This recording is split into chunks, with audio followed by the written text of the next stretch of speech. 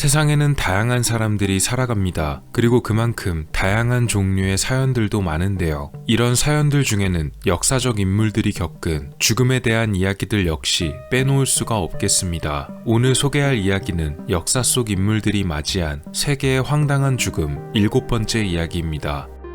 12세기 신성 로마 제국의 황제였던 프리드리히 1세, 그는 붉은색 턱수염을 가진 것으로 유명해서 붉은 수염이라는 뜻인 바르바로사라고도 불리기도 했습니다. 황제로서 십자군 전쟁에 직접 참전하기도 했던 기사도적인 일화들도 많이 전해지는 인물입니다. 그런 그의 죽음은 대단히 급작스러웠다고 전해지는데요.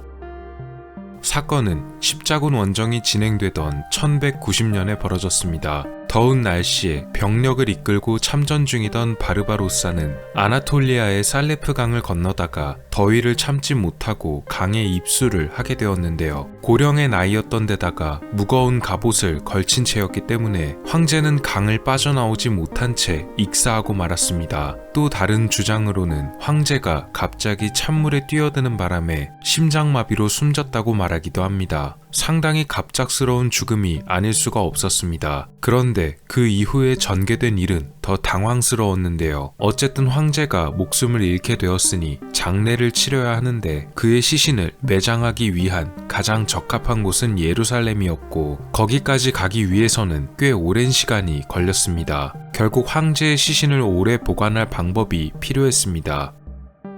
가장 좋은 방법은 바로 시신을 소금에 절이는 것이었습니다. 그런데 해당 시기에는 소금이 매우 귀한 물건이었으며 더군다나 전장에서 소금을 구하기란 더 어려웠습니다. 결국 병사들은 황제의 시신을 식초에 담가 절이기로 했는데 이것이 최악의 결정이 되어버리고 말았습니다. 식초는 단백질을 빠르게 분해하는 효과가 있었기 때문입니다. 식초에 절여진 황제의 시신은 식초의 효과와 더불어 더운 날씨로 인해 아주 빠르게 뼈와 살이 분리되었습니다. 끔찍한 모습의 황제를 더 이상 운반하기 어렵다는 판단에 의해서 황제의 시신 중 살은 안티오키아의 대성당, 심장을 비롯한 내장은 타르수스에 매장했으며 뼈는 틸의 대성당에 각각 따로 분리해서 매장하게 되었습니다. 전설로 남았던 황제의 아주 황당한 최후였습니다.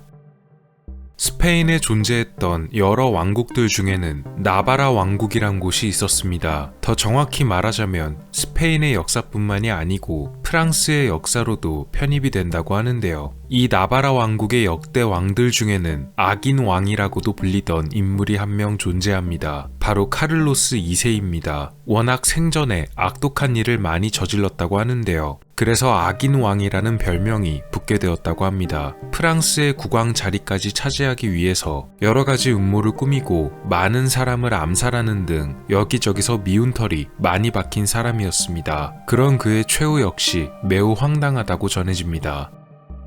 나이가 들어 몸이 많이 쇠약해진 카를로스 2세, 온몸에 염증이 도져 도저히 몸을 가눌 수가 없었습니다. 그런 그를 위해 의사가 특별한 처방을 내리는데요. 그것은 바로 독한 술인 브랜디를 천에 듬뿍 적신 다음 이 천을 머리 끝부터 발끝까지 왕의 몸에 둘둘 말아야 된다는 것이었습니다. 당시 브랜디는 대단히 귀한 약재로도 쓰였습니다. 카를로스 2세의 시종은 의사의 지시대로 천에 브랜디를 듬뿍 적신 다음 왕의 몸에 둘렀는데요. 그런데 시종의 눈에 조금 삐져나온 실조각이 눈에 들어왔습니다. 이때 가위를 썼더라면 참사가 일어나지 않았을지도 모릅니다. 시종은 늘 하던 대로 촛불로 실 끄트머리를 태우려 했는데요. 이미 독한 브랜디에 절여져 있던 천에 촛불이 닿자마자 강력한 불길이 일어나게 되었습니다. 시종이 뭔가를 해볼 틈도 없이 황제를 감싼 천은 불타올랐고 결국 카를로스 2세는 불탄 천에 휩싸인 상태 그대로 자신의 왕궁 안에서 산채로 화장되고 말았습니다. 여러 사람들은 악독한 정치를 펼쳤던 왕이 결국 최후에 천벌을 받았다고 얘기했습니다.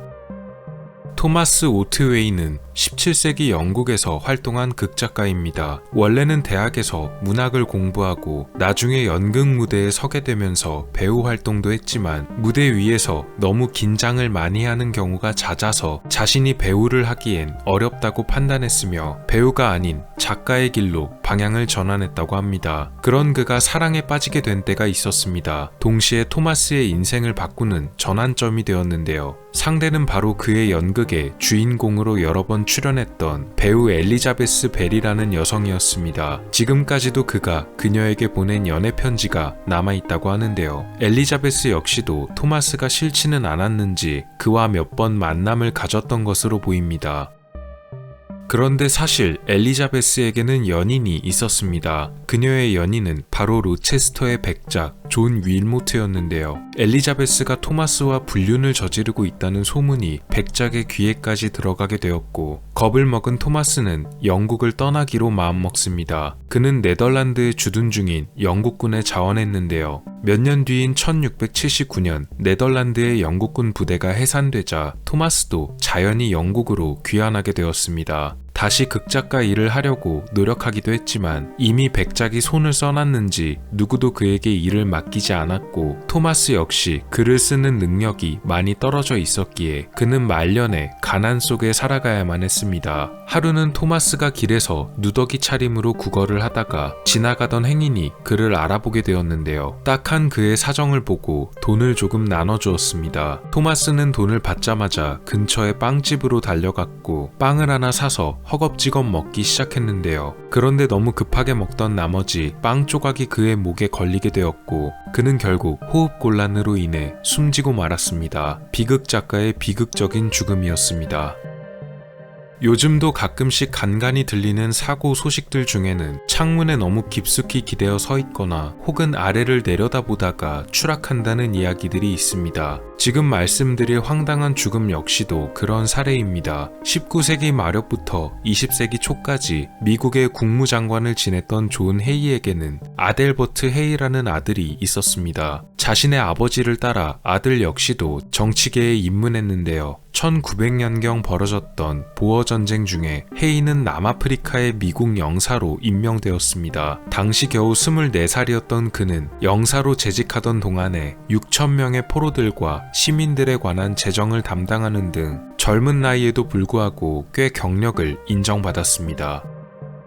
그런 그가 사망한 것은 1년 후인 1901년이었습니다. 미국 본토로 돌아와 막 정치인의 생활을 하려던 때 코네티컷에 위치한 자신의 집 마당에서 아델버트가 숨진 채 발견되었습니다. 그가 떨어졌을 것으로 보이는 곳에 창문이 열려 있어서 사인은 아마도 추락사였던 것으로 짐작되었는데요. 무려 약 18m 높이에서 떨어졌던 것으로 조사되었습니다. 스스로 목숨을 끊을 징후나 그럴 이유가 없었기에 도대체 왜 이런 일이 벌어졌는지 여러 가설이 나왔는데요. 가장 유력한 가설은 바로 그가 잠이 오지 않아서 창문을 열고 창틀에 걸터 앉아 바람을 쐬던 중 자신도 모르게 잠이 들어버리게 되었고, 결국 잠든 몸이 그대로 바닥으로 추락했다는 것이었습니다. 25살 젊은 정치인의 황당한 최후였습니다.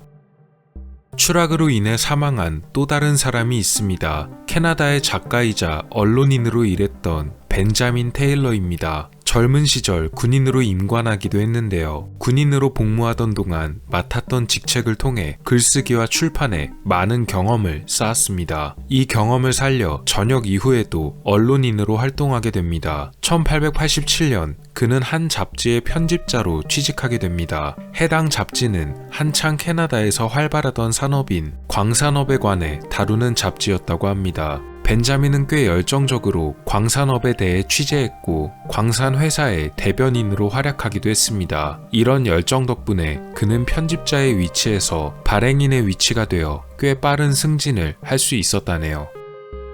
1904년 2월에 어느 출근길이었습니다. 그날도 벤자민은 습관적으로 지름길을 통해 출근했는데요. 그가 다니던 지름길은 한 상점을 통과해야만 했습니다. 잠시 그날 작성한 잡지의 기사를 읽으면서 걷다가 원래 열어야만 하는 문 대신 다른 문을 잘못 열었는데요. 하필이면 이 문이 엘리베이터로 통하는 문이었고 아직 엘리베이터가 도착하기 전이었기 때문에 그는 3m 아래의 텅 빈 공간으로 추락하고 말았습니다. 결국 벤자민은 꽤 심한 부상을 입게 되었으며 병원으로 실려가 치료를 받았지만 끝내 완치되지 못하고 3월 초에 눈을 감았다고 합니다. 시간이 흐른 1998년 캐나다의 광산업 연합에서는 벤자민이 살아생전 광산업에 바친 열정 등을 기리며 그의 이름을 명예의 전당에 올리기도 했습니다.